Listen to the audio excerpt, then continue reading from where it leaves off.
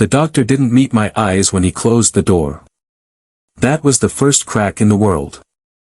The room smelled like disinfectant and old paper. Too clean, too quiet.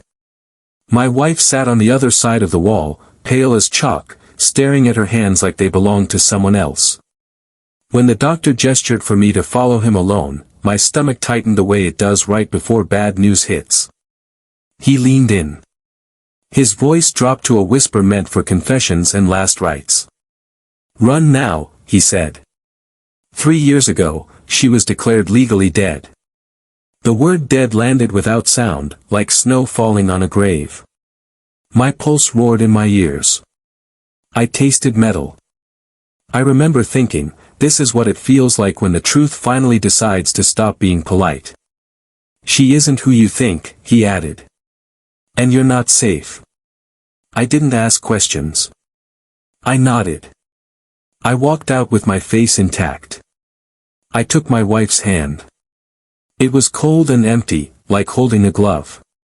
In the parking lot, sunlight burned my eyes. I told her I needed to grab some paperwork from the car. She smiled, a practiced smile, one I had seen 1,000 times and never really seen. I didn't go back. I went straight to the police.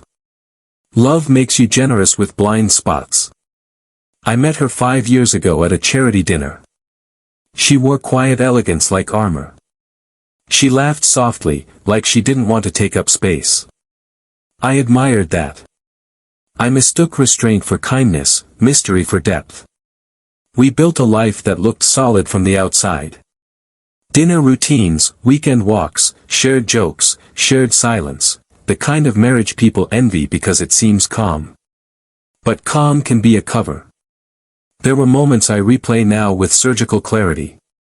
Her reluctance to talk about her past. The way she deflected with humor when I asked about childhood photos. Her discomfort around official paperwork. The way she insisted on handling all legal matters herself. I told myself she was private. I respected it. Love, after all, is compromise. The first time I felt unease, it was small. A letter arrived for her under a different name. She laughed it off, clerical error. The second time, a stranger at a cafe stared at her like he'd seen a ghost. She squeezed my hand too tightly and asked to leave. I let it go, because love doesn't interrogate. It trusts. That's the lie we tell ourselves. Suspicion doesn't arrive screaming. It seeps. After the doctor's whisper, every memory rearranged itself like puzzle pieces snapping into a picture I didn't want to see. The coldness. The emotional distance masked as tranquility. The way she watched people, not warmly, but strategically. At the police station, I spoke carefully. I told them what the doctor said. I gave them our address, our documents, her name. They didn't interrupt. That was worse. An officer typed silently, his face draining of color with every keystroke. He turned the screen toward me. 3 years ago. Different city, different name. Cause of death, arson. Suspect missing. Victims, 2. I felt something inside me harden. Not break, harden. They told me the woman I married was a ghost who had learned to breathe again. She had reinvented herself meticulously. New identity, clean records, a performance worthy of applause. She didn't just survive a fire, she escaped it. And she brought it with her. I didn't confront her. Pain wanted to scream. Fear wanted to run.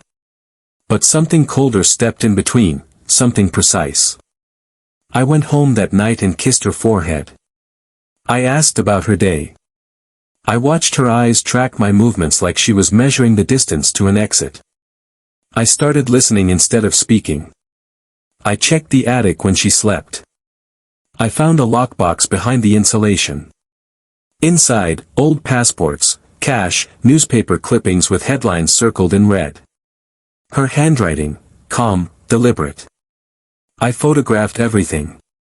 I left it exactly as I found it. Every discovery hurt, but the pain sharpened me. I stopped being the betrayed husband and became the man who plans.